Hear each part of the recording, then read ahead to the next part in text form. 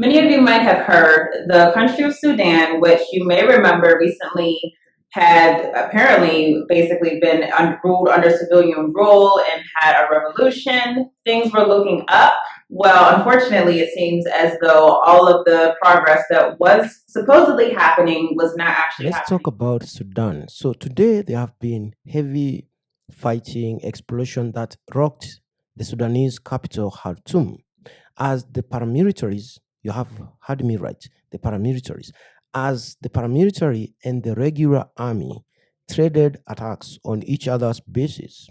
That is days after the army had warned the country that it was at a dangerous turning point. Happening. Things have been completely derailed inside of that country, and as a result, people are losing their lives right now as turmoil is basically spilling over not just into Sudan, but into other regional African countries. So, the first story we're going to read is talking about Sudan. The Sudanese army has pounded paramilitary fighters with airstrikes in the capital of Khartoum, while deadly fighting has flared in Darfur as a ceasefire that was slowed. Street battles is set to expire. So it's important to know that, by the way, if you have not heard the update as far as these ceasefires, but the ceasefires have actually not gone through. Every single time that there's been said there would be a ceasefire so that people could be evacuated. Probably more so foreigners, unfortunately, being evacuated and not necessarily the people on the ground. But every single time this happened, did not go through because one side would start fighting and the other side would start fighting. Now, the Paramilitary Rapid Support Forces, RSF, said its rival, the Sudanese Armed Forces, bombed its camp in the Kafari district with warplanes. The death toll continued to rise. At least 512 people have been killed. This is at least. By now, it's probably much larger. And 4,193 people wounded as the conflict entered a 13th day, according to health ministry figures. Battles continued despite a 3-day U.S. brokered ceasefire that took effect on Tuesday. Aircraft patrolled the skies over the capital's northern suburbs, and fighters on the ground exchanged military artillery and small armed fire. Now, this violence has been going out of control, as I said. It's basically one of those things where all the foreigners are being evacuated, really, so that the people on the ground basically have to deal with the situation on their own. The United Nations has been ensuring that they were able to airlift their people out. The U.S. government, similarly. Other countries are trying to get their people out. Of course, the Sudanese people are having to deal with the ramifications of not just the colonial system, not just the imperialist system, but really things that have been happening behind the scenes that they might not even be privy to, as far as an intentional effort to derail any type of progress towards those people actually having true sovereignty. Sovereignty is, in truth, is an enemy to the international system when it comes particularly to African people, but really when it comes to any type of people seeking to have something that distances itself from the global system. And the fact that the Sudanese people dare to do that is essentially why they're dealing with this turmoil right now. An interesting development that happened from the Sudanese story of tragedy, honestly, of what's happening on the ground, is that there has been fears of a possible lab leak. At least that's what people have been saying in the news. So there's a Sudanese lab that was actually taken over by fighters. Although it's now being said that this lab does not dramatically change the existing health threat, it's also being said that this lab has isolates such as polio. It has I never know how to pronounce this word, cholera. I think that's how you pronounce it. And also other diseases. They're saying that these are diseases that are already inside of the population, so it might not necessarily be a dire threat. However, it was reported by WHO's representative Nima Saeed Abi. She said one of the fighting parties took control over the lab, and she said, this is someone from WHO, she said it's extremely, extremely dangerous. I'm very curious to know exactly whose lab that is and who actually put the lab there. But from the United States putting out a statement saying that it's not that dangerous of a situation, it makes me think it's probably a U.S.-funded lab, that this is all speculation. So you may be wondering, like me, how did this happen? Obviously, we had the recent revolution that happened in Sudan just a couple of years ago, but that's not the beginning of this story. There was a story that I found on the website Gray Zone, and I felt like it gave some context. So we're going to just read through parts of that story as far as the history of U.S. meddling inside of Sudan. The West's interest in southern Sudan is oil. It's always about resources, right? Invoking a colonial era white man's burden of 19th century imperialists, the U.S. government backed Voices of America. If you don't know Voices of America, that is a platform that is literally being ran by the system and putting out the messages of the system. Recently justified foreign interference in South Sudan by pointing out that the country's 3.5 billion proven barrels of crude oil cannot be easily exported due to the lack of a pipeline infrastructure and financial mismanagement. The embassy troika and its IMF programs insist the fiscal data, including in oil and non-oil revenues, should be published regularly and without delay. So meanwhile, while people are fighting for sovereignty, while people are dying, and right now inside of war, you have people who are concerned with the reserves of oil and not necessarily thinking about the people who are actually dying for that oil. Today, the U.S. has lost control of its proxy it created in South Sudan and is descending into a humanitarian crisis. Alan Boswell, a South Sudan specialist at the International Crisis Group, has acknowledged U.S. efforts in South Sudan seem like a final spasm of naive American nation building, which has collapsed in epidemic fashion. And that's going to be something that you notice as a theme, not just with today's stories, but with a lot of stories that we're going to be talking about. That is the American empire really losing its grip on society and seeing a gradual and possibly speedy but decline because of the policies of nation building and because of the stigma that America has created surrounding its imperialist exercises. Now, in the 1980s, this is not the whole article, by the way, that I'm reading through. I'm reading through different segments, so I will definitely put a link to the whole article inside of the description for you if you want to read it. The 1980s saw the emergence of American soft power in Sudan, the use of aid, important thing to remember, and investment to create a viable, independent Southern regime. A history of U.S. Agency for International Development's USAID operations in fertile Sudan noted in the early 80s, before Sudan became the breadbasket of the Middle East and other parts of the world, it will need a great deal of investment directed towards development. We should know, and hopefully you know, maybe you were a part of the discussions that we've had in the past on this channel and at the conference that we had through this channel on colonialism. Those are key words, or those are red flag words, I would say. Those are the words that tell us what they're actually after. When you're talking about development and when you're talking about things such as investment. Investment and development, those things being inside of a conversation basically means foreign control of your land. It does not mean sovereignty for the people. The Sudanese government is reasonably confident that commercially exploitable amounts of crude oil have been discovered in southern Sudan. So really quickly, with the Clinton years, Washington's slow push for South Sudan's succession probably began in the 1980s with so-called, another key word on this channel, civil society projects designed to boost the rebel groups opposing the northern government.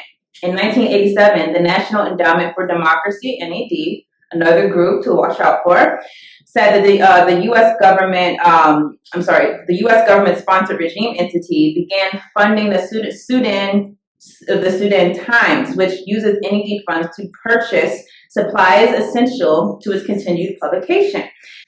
So the Sudan Times was an actual newspaper put forth through the NED, the National Endowment for Democracy. That's another thing that happens very often whenever you're talking about things that the U.S. or other imperialist countries do, is they put their funds into news media.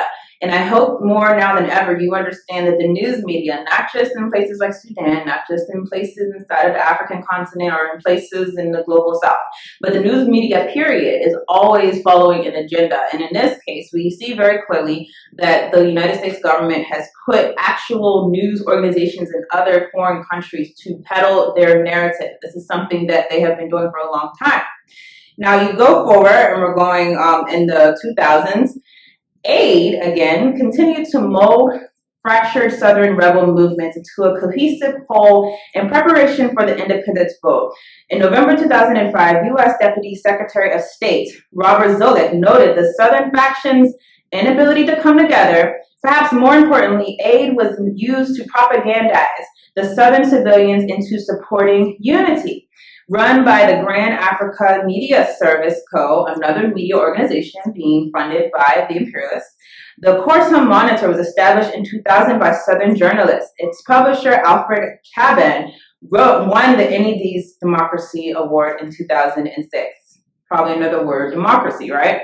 NED funded and championed a host of South Sudan civil society and propaganda organizations, including the South Sudan Network for Democracy and Elections, I-98.6 Radio, a whole radio station, the Internews Community Radio Network, the Community Empowerment for Progress Organization, and the South Sudanese Women's Empowerment Network. All of these news and media organizations literally that were funded by the U.S. and other outside governments for the purpose of controlling Sudanese people. Now, last part I'll note, China has quietly done what successive U.S. administrations had hoped it would do, courted the South Sudan's government and invested in the country's energy. The International Crisis Group has said that by 2013, roughly 100 Chinese companies were registered in South Sudan, covering energy, engineering, construction, telecommunications, medical services, hotels, restaurants, and retail. And of course, this is something that incites a lot of anger from the U.S. government. The United States is losing power, and here you have a new conglomerate of organizations. I'm sure we'll talk a lot about the BRICS nations, but we have China and Russia in particular being the stronger ones, who are doing what they can to curtail U.S. and Western NATO influence inside of this country. Now, some of us are cheering for this and saying, go China. That's not my message at all, and I'll go into more detail as why that's not my message. But it is important to note that everything that you see going on, particularly in the African continent, in my opinion, is a reaction to the loss of Western imperialism's hold on the African continent. And because of that, you'll see a lot of operations being done. You'll see a lot of movements happening that are going to curtail any efforts of the people, because ultimately the people are just trying to live and survive. But they don't understand that even just doing that puts them at threat, because if they ally themselves with the countries that are being seen as a threat to the United States in an effort to get their sovereignty, then they also become an enemy to the United States and to the other NATO countries. So with that, we're going to actually go to the next story. This next story is directly related to this whole subject of the BRICS nations, but we're going to talk about South Africa. Some interesting things are happening there. South Africa is in a fix. Will it leave the ICC or the International Criminal Court? South Africa remains a signatory to the ICC in line with the resolution of the 55th National Conference of the ANC held in December 2022 to rescind an earlier decision to withdraw from the ICC. ANC Yes, the governing party, the African National Congress, has taken that decision that it is prudent that South Africa should pull out of the ICC, largely because of the manner in which the ICC has been seen to be dealing with these types of problems.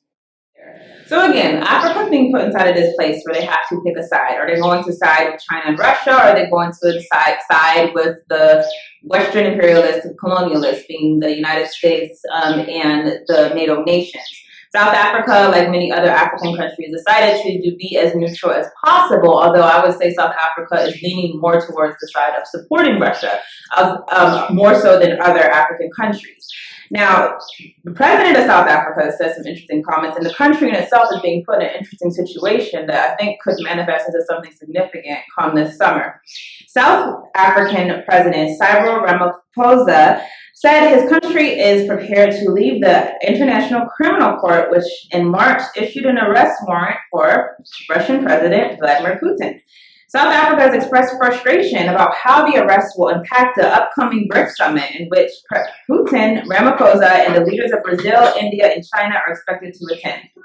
BRICS is an acronym for leading global economies, including Brazil, Russia, India, China, and South Africa. The ICC had issued an arrest warrant for Putin, pretty big step, in March over allegations of unlawful deportation of Ukrainian children to Russia. South Africa has not condemned Russia's invasion of Ukraine, instead choosing to remain neutral during the war and calling for dialogue to end the conflict. Ramaphosa, who made the comments during a press conference with Finland President Sauli Niinisto said that the governing African National Congress, the ANC, has long viewed the ICC treats some countries unfairly. The ANC has been a longtime friend of Moscow and Putin, and he said if Putin does attend the annual BRICS summit, South Africa technically is obliged to arrest him because of the ICC's warrant, and they're part of the ICC. A couple things about this. Number one, this is not the first time that South Africa has been put inside of this situation. In fact, they were put inside the situation previously with the previous Sudanese president. I know a related story, right? The previous Sudanese president was supposedly wanted by the ICC for crimes, and they also did not arrest him. But I think this will be a lot different because of the situation with Ukraine has basically made the entire world put all eyes on Vladimir Putin, and South Africa is going to be also put out there. And so whereas they might have looked the other way when South Africa did not arrest the former Sudanese president, I don't think it's necessarily going to be so simple as that when it comes to not arresting Vladimir Putin, one of the most powerful people inside of the world. Another thing about this, though, is that, of course, a lot of countries are criticizing the president of South Africa, who said he does not want to arrest Putin, and they're possibly looking at leaving the ICC. However, it's important to also understand the United States is not a signatory of the ICC. And because of that, the United States has never had to answer to the ICC, not that they would have to, because other international bodies have had the chance to actually put the U.S. up for different war crimes, particularly, let's think about the Iraq War, for example. That's a more recent obvious one. Well, the United States did not face any type of ramifications for their illegal, really genocidal campaign that they did inside of that country. So this is a real selective body. Understandably, South Africa is being put in a weird situation because they're a member of this body. And the question is, will they have to withdraw from the ICC?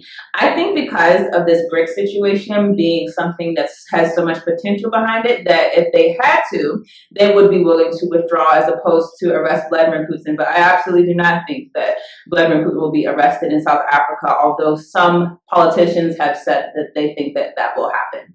But let's go to the next story. We've been talking about Mali for a long time now, and just some recent developments. There's been a lot of protests going on inside of Mali because of the United Nations and their presence there, which has always been a protest, but now more so than ever, you're seeing the people really let them know their displeasure with the UN being inside of their country. The protesters waved Malian flags and chanted anti-UN slogans. Others carried Russian flags as they marched through the streets of the capital. Mali's army government has had a frosty relationship with the UN mission, culminating in July in the detention of Ivorian soldiers after branding them mercenaries. MINUSMA has done nothing here. We want them to leave. We're here to show the international community that we no longer want MINUSMA. We don't care about MINUSMA. We love our country. We want our soldiers, led by Colonel Assimi Goïta. They can go back to their homes and stay there. We don't need their help anymore.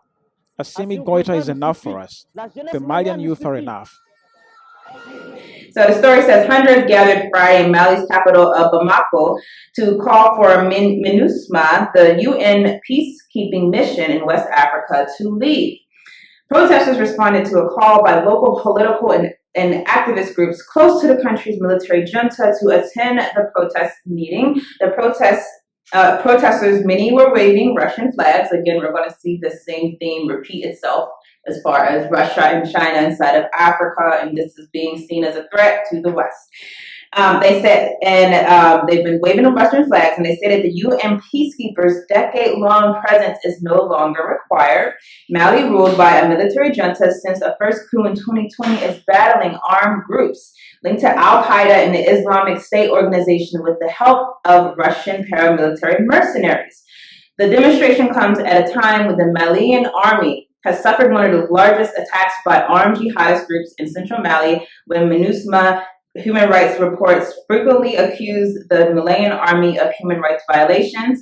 And the regime-supported anti-UN tensions seem set to continue to rise with the presidential elections that are supposedly coming next year, which some might not want to be want the elections to be analyzed by the UN peacekeeping forces, which is obvious.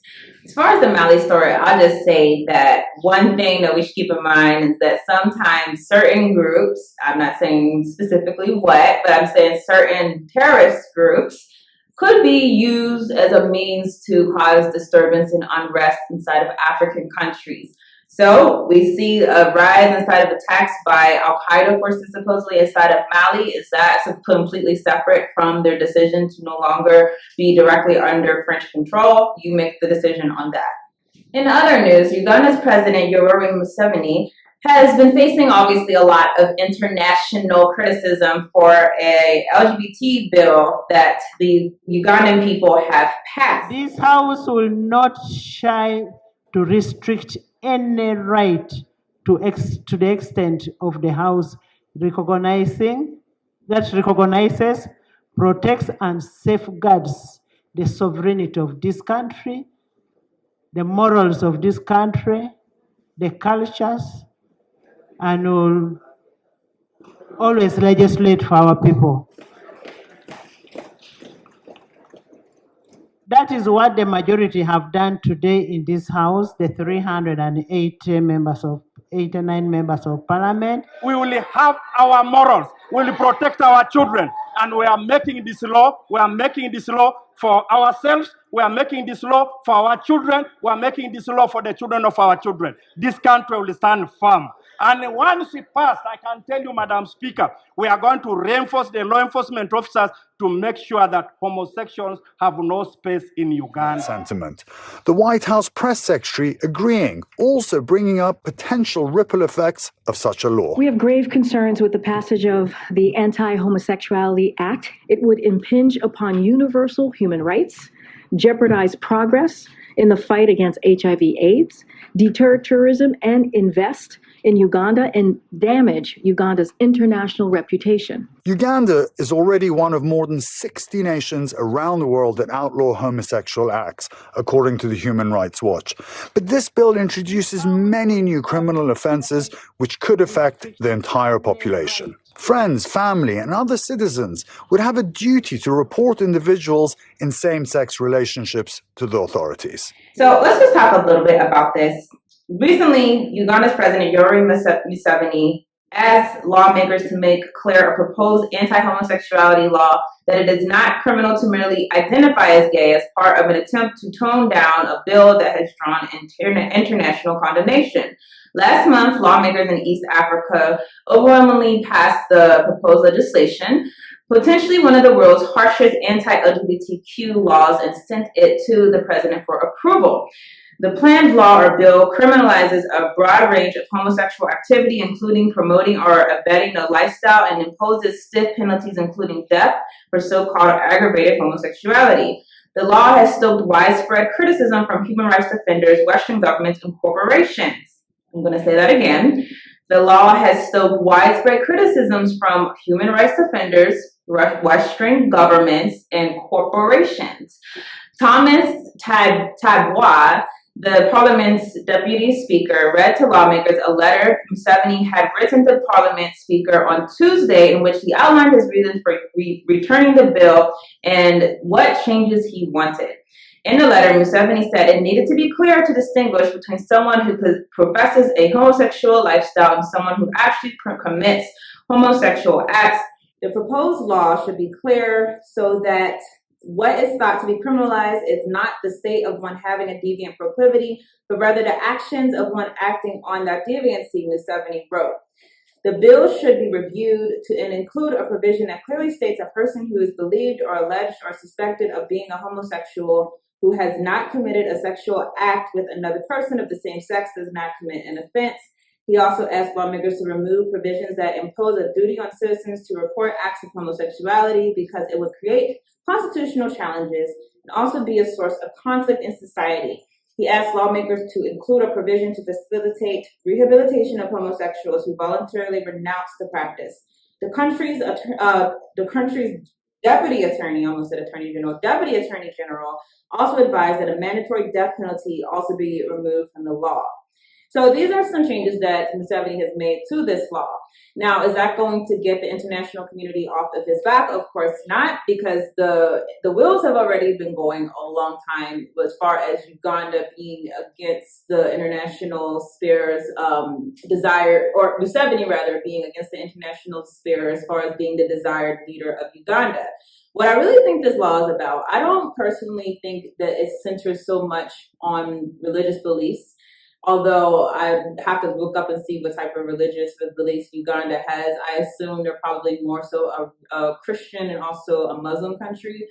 I don't think that's the big thing of it as far as why Museveni has decided to go this route. I honestly, personally think it has a lot to do with what's happening as far as his administration being challenged. We have to keep in mind, I think 2 or 3 years in a row, the West has really put their money behind Bobby Wine being the new leader of Uganda. Bobby Wine, who has been inside of the NED meetings, who has had a lot of meetings with international people who we would associate with being a part of the dominant society that is trying to impose their interests on the African continent. I think Museveni has basically seen that his time is up as far as being a darling of the West.